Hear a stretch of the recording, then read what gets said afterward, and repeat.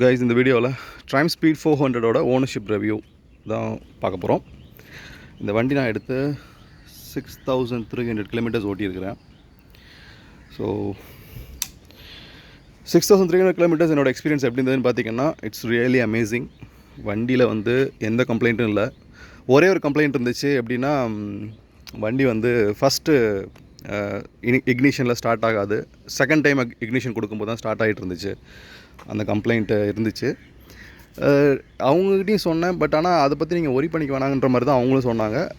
Almost like ஒரு 3000-4000 kilometre வண்டி ஓடும்போது அந்த கம்ப்ளைண்ட் தன்னாலே அரெஸ்ட் ஆகிடுச்சு. எனக்கு தெரிஞ்சு ஃப்ரெஷ் இன்ஜின்ங்கிறதுனால அந்த இது இருந்திருக்கலாம்னு நினைக்கிறேன், தெரியல. பட் இப்போ அந்த கம்ப்ளைண்ட் இல்லை. மற்றபடி வேறு மைலேஜ்னு பார்த்தீங்க அப்படின்னா, எனக்கு வந்து ஆல்மோஸ்ட் லைக் 30 கிலோமீட்டர்ஸ் 30+ கிடைக்கும் சம்டைம்ஸு, இல்லை சம்டைம்ஸ் 28+ கிடைக்கும். நம்ம ஓட்டுற கண்டிஷனை பொறுத்து. நான் ஓட்டுறது பார்த்திங்கன்னா மோஸ்ட்லி ஒரு 80 to 100 ரேஞ்சிலே தான் ஓட்டிகிட்ருப்பேன். ஸோ எனக்கு அப்படி ஓட்டும்போது எனக்கு வந்து ஒரு 30 கிடைக்கும்.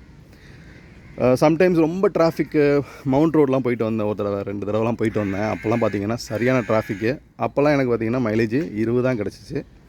ஸோ இது வந்து city use, particularly heavy traffic இருக்கிற சென்னை மாதிரி ஏரியா, சென்னை பெங்களூர் மாதிரி ஏரியாவுக்கு இந்த பைக் கம்யூட்டேஷனுக்கு செட் ஆகாது.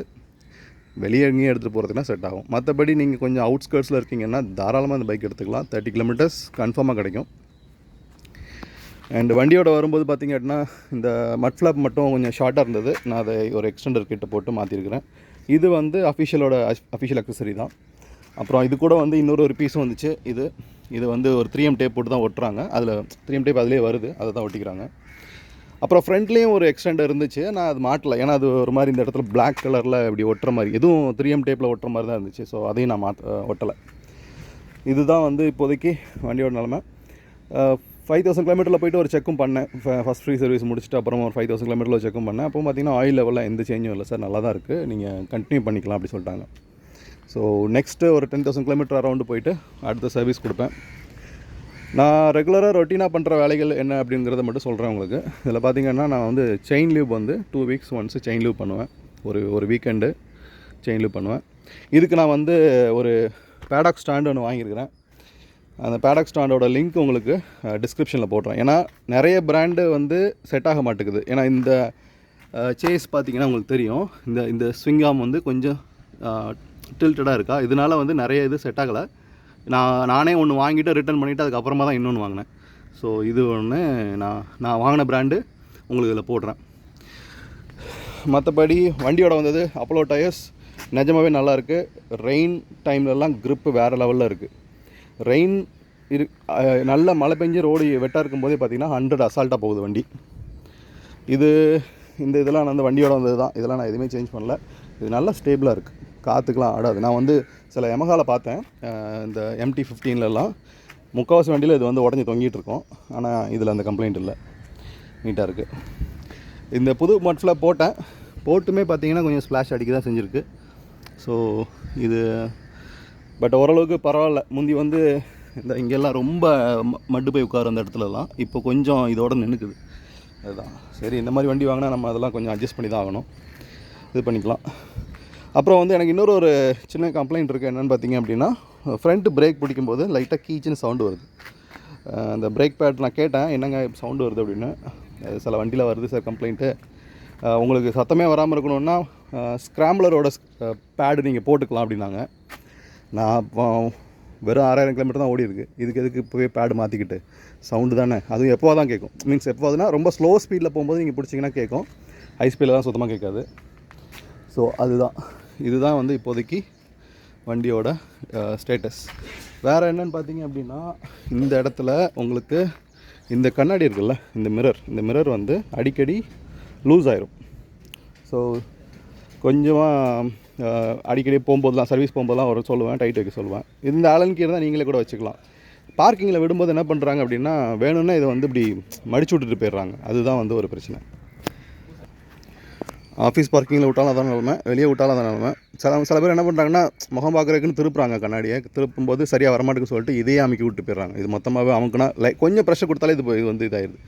ஸோ இது ஒரு இது. பட் ஆனால் ஓகே, நீங்கள் கொஞ்சம் டைட் ஆகிடுச்சு, அப்பப்போ டைட் வச்சுக்க வேண்டியதான். ப்ளஸ் இன்னொன்று, பெட்ரோலில் பார்த்தீங்க அப்படின்னா இந்த சைடு உங்களுக்கு வந்து எப்போவுமே இந்த சைட்லேருந்து பெட்ரோல் போடும்போது செக் இன்ஜின் லைட் எரிய மாட்டேங்குது. அதையும் நான் பார்த்துட்டேன். ஒரு தடவை நான் என்ன பண்ணேன்னா லெஃப்ட் சைட்லேருந்து பெட்ரோல் போட்டேன். என்ன சொன்னாங்கன்னா சென்சாரில் டைரெக்டாக படுது அப்படின்றாங்க. மீன்ஸ் கம்பெனியில் படும்போது இந்த மாதிரி கம்ப்ளைண்ட்ஸ் எதாவது வரும் சார் அப்படின்னாங்க. 2 டேஸில் தன்னால் போயிடுச்சு அது அந்த செக் இன்ஜின் லைட்டு. அதுலேருந்து எப்போவுமே நான் பெட்ரோல் பங்க்கில் ரைட் சைடில் தான் பெட்ரோல் போடுவேன். அண்ட் இன்னொன்று, வண்டி ரன்னிங்கில் ஆஃப் ஆகுதுங்கிற ஒரு கம்ப்ளைண்ட்டு. அந்த கம்ப்ளைண்ட் பார்த்திங்க அப்படின்னா அதுக்கு ஷோரூமில் சொன்னது தான், சர்வீஸ் சென்டரில் சொன்னது தான் சொல்கிறேன். என்னென்னா, டேங்கை ஃபுல் பண்ணாதீங்க அப்படின்ட்டாங்க. நான் வந்து எப்போவுமே 10 லிட்டர் போடுவேன். 10 லிட்டர் டேங்க்கு போட்டால் விளிம்பு வரைக்கும் வந்துடும். 300 கிலோமீட்டர் ஓட்டுவேன், அப்புறம் மறுபடியும் 10 லிட்டர் போடுவேன். அவங்க என்ன சொல்லிட்டாங்க, நீங்கள் 10 லிட்டர் ஃபுல்லாக போடாதீங்க, 8 போட்டுக்கோங்க அப்படின்னாங்க. 8 லிட்டர் போடுங்க. அதுலேருந்து நான் இப்போது 8 லிட்டர் தான் போடுறேன். அந்த வண்டி ரன்னிங்கில் ஆஃப் ஆகிற கம்ப்ளைண்ட் இல்லை. இத்தனைக்கும் சாஃப்ட்வேர் அப்டேட்லாம் விட்டாங்க, அதுக்கப்புறமே எனக்கு அந்த கம்ப்ளைண்ட் வந்துச்சு. ஆனால் அந்த பெட்ரோலில் வந்து ஒரு லிட்டர் 2 லிட்டர் கம்மியாக போட ஆரம்பிச்சதுக்கப்புறம் அந்த பிரச்சனை சுத்தமாக இல்லை. வண்டி வந்து ஆஃப் ஆகிறதில்ல. எனக்கு தெரிஞ்சு அது ஏதோ ஏர் அடைக்கிறதுனால தான் அந்த கம்ப்ளைண்ட் வரும்னு நினைக்கிறேன். அந்த பையனாக சொன்னாப்புல சர்வீஸ் சென்டரில் அவர் சொன்னதுக்கப்புறம் சரி போச்சு. இன்னொன்று பார்த்தீங்கன்னா, இந்த இடத்துல வந்து ஏர் வெண்ட் இங்கே தான் இருக்குது. இந்த ரேடியேட்டரோட ஏர் வெண்ட் இந்த சைட்லேருந்து வரும். ஸோ இந்த சூடான காற்று இங்கே அடிக்கும். வண்டி ரன்னிங்கில் இருக்கும்போது என்ன ஆகும்னா, அந்த காற்று அப்படியே டிஃப்ளெக்ட் ஆகி அவங்க மேலே தான் படும். அது வந்து அதனால தான் உங்களுக்கு இந்த இடத்துல ரொம்ப ஹீட் ஃபீல் ஆகுது. ஸோ அதை கொஞ்சம் அவங்க டிசைனே அப்படி தான், ஒன்றும் பண்ண முடியாது. ஸோ நல்ல ஓரளவுக்கு குளிரான நேரம் அப்படின்னா இந்த இது ஒன்றும் பெருசாக டிஸ்கம்ஃபர்ட் இல்லை. பட் நீங்கள் வந்து வெயில் நேரத்துலலாம் ஓட்டும்போது கொஞ்சம் காலை விரித்து தான் ஓட்டுற மாதிரி இருக்கும். அப்படின்னா தான் கொஞ்சம் அந்த இது கிடைக்கும். அண்டு பில்லியன் சீட் பார்த்திங்கன்னா, உங்கள் பின்னாடி லேடிஸ் வந்து சாரீ கட்டிட்டு உட்காடுறாங்க அப்படின்னா இந்த மாதிரி கிராப் ரயில் இருக்கும்போது பிரச்சனை இல்லை, ஓரளவுக்கு அட்ஜஸ்ட் பண்ணி உட்காந்துக்கலாம். ஏன்னா நம்ம ஃப்ரண்ட் சீட்டு பார்த்திங்கன்னா இவ்வளோ தூரம் போட்டிருக்காங்க. பட் ஆனால் நம்ம வந்து இவ்வளோ தூரம் வரைக்கும் தான் உட்காருவோம். இதுக்கப்புறம் இந்த கேப் இருக்கும். ஸோ ஓரளவுக்கு அட்ஜஸ்ட் பண்ணி உட்காந்துக்கலாம். பட் டபுள் சைடு போட்டு உட்காந்தாங்கன்னா இன்னும் கம்ஃபர்டபுளாக உட்காரலாம். ஓகே, ஸோ அவ்வளோதான் கைஸ். உங்களுக்கு எதுவும் டவுட் இருந்ததுன்னா சொல்லுங்கள், கமெண்ட் பண்ணுங்கள், நான் ரெஸ்பாண்ட் பண்ணுறேன். தேங்க்யூ.